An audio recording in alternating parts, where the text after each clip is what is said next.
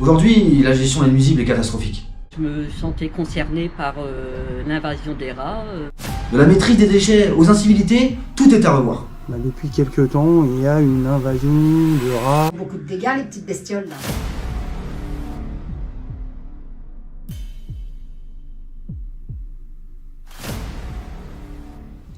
Salut, ça va? Ça va et toi? Ça va, c'est pas.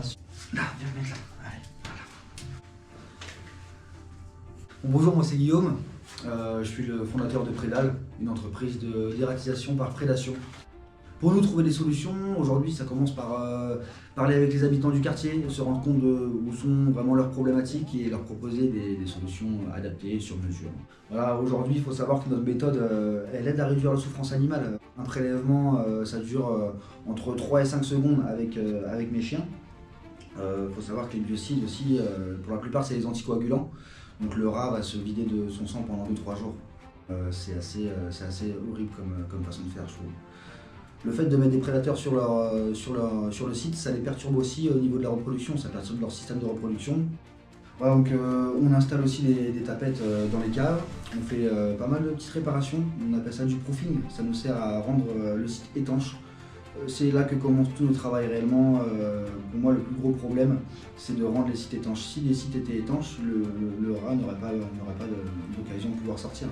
Notre travail commence par une inspection rigoureuse des lieux, donc où on va pouvoir déterminer où sont les accès principaux aux égouts, on va pouvoir déterminer les sources de nourrissage, donc ça va être des locaux poubelles ou au dépôt de nourriture sauvage. Tout ça, en fait, on va le référencer sur une carte interactive. Une carte qui va nous permettre de dynamiser, d'orienter un peu notre travail tout au long du chantier. Pour ce faire, on travaille avec une brigade de furets, et Thor et Poulton.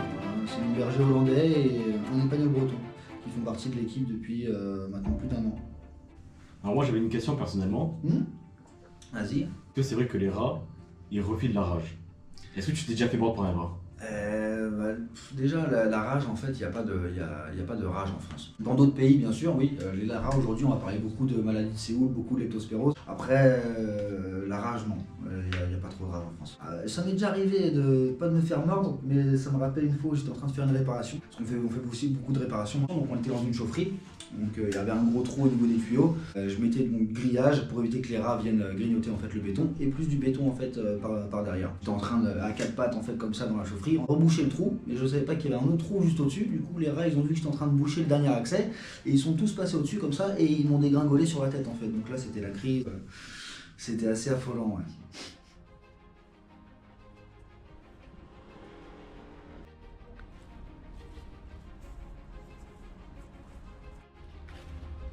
Donc bonjour Monsieur Pignon, vous êtes gardien sur le site de Rissorangis et je vais vous poser quelques petites questions si ça vous dérange pas. Quel problème vous avez rencontré avec les rats sur le site de Rissorangis avant notre arrivée?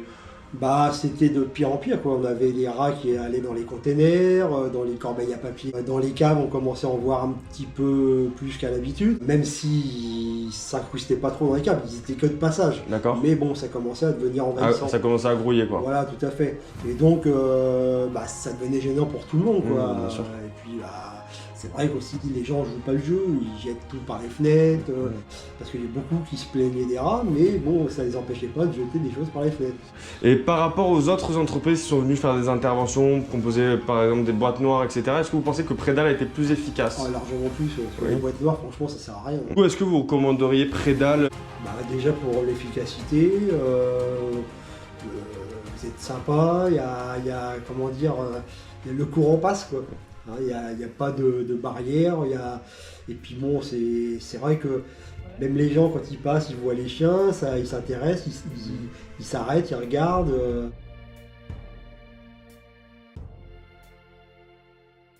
Je m'appelle Francine Pelé, donc j'habite au rez-de-chaussée depuis 25 ans.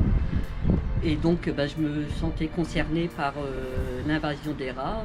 Étant au rez-de-chaussée, j'étais pas tellement tranquille puisqu'ils montaient sur le perron, donc ils pouvaient très bien monter sur mon balcon. Oui, la société Prédal, c'est sûr que oui, super équipe avec les chiens, les furets. Et il était temps qu'il se passe quelque chose puisque moi j'ai essayé sur mon balcon, comme j'ai des trous, j'ai acheté de la mort aux rats, mais bon, je ne pouvais pas investir dans ces produits et en fait qui n'étaient pas forcément efficaces. Quel changement vous avez constaté depuis le passage de Prédal sur le quartier de Ris-Orangis? Il n'y a pas photo, hein, je vois plus de rats. Enfin, bon, je suis à la retraite, donc je suis quand même souvent à la maison, souvent à la fenêtre, au balcon, j'aime bien prendre l'air. Et c'est vrai que j'en vois plus, vraiment, là, c'est vraiment radical. Merci beaucoup pour vos réponses et je vous souhaite une excellente journée. D'accord, merci à vous aussi, et puis bonne continuation. Merci. Merci. Et puis bravo aussi aux loulous.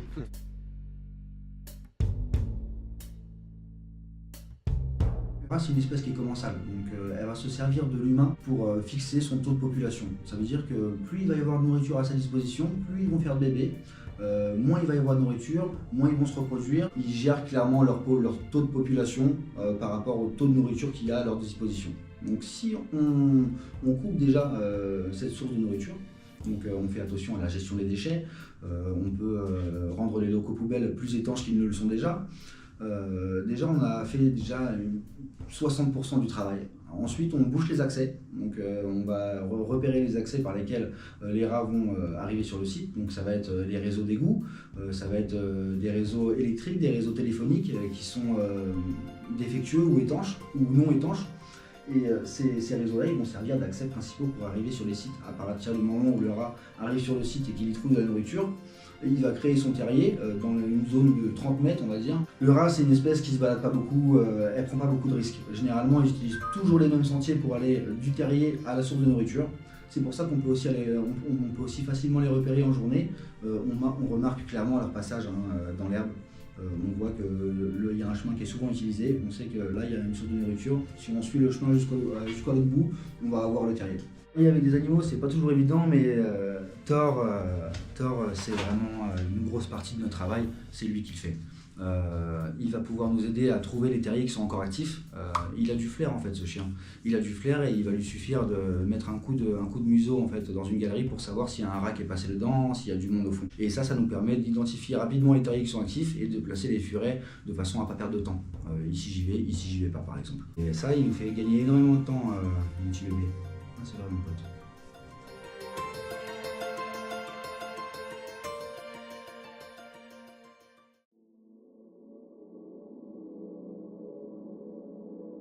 Pour vous, qu'est-ce qui favorise la présence des rats sur le site de Ris-Orangis? Les locataires sont sales, Ok. Sécurité. Avant, vous avez eu d'autres prestataires qui ont posé des boîtes noires, etc. Est-ce que vous pensez que nous... Ça n'a aucune efficacité du boîte noire. Bonjour, Frédéric Truffet, responsable des espaces verts au sein de Essonne Habitat. Quel problème vous avez rencontré au niveau des espaces verts sur le plateau de Ris-Orangis avec les rats? Depuis quelques temps, il y a une invasion de rats et il y en a toujours eu, mais là c'est une recrudescence, et il y a un impact négatif sur nos locataires et en termes d'image.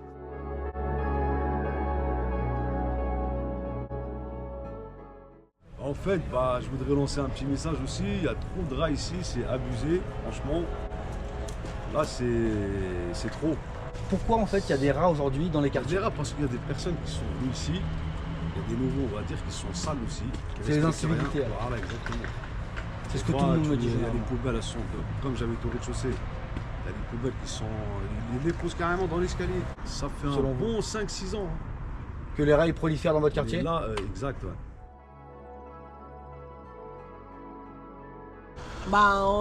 C'est vrai qu'on voit moins de rats, je suis allergique aux rats.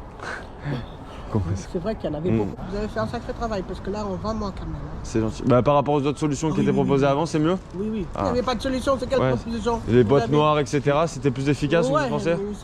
Les trucs qu'ils avaient, ils servaient à rien. On est bien d'accord, il n'y avait pas beaucoup d'effectivité, parce qu'on les voyait carrément les rats. Là, vous promeniez avec toute la journée, quoi. Toute la journée. Et là on les voit plus. Non, ils n'avaient même pas peur de nous. C'est Bonjour. incroyable. Donc, Merci beaucoup. Merci, bonne journée. Beaucoup.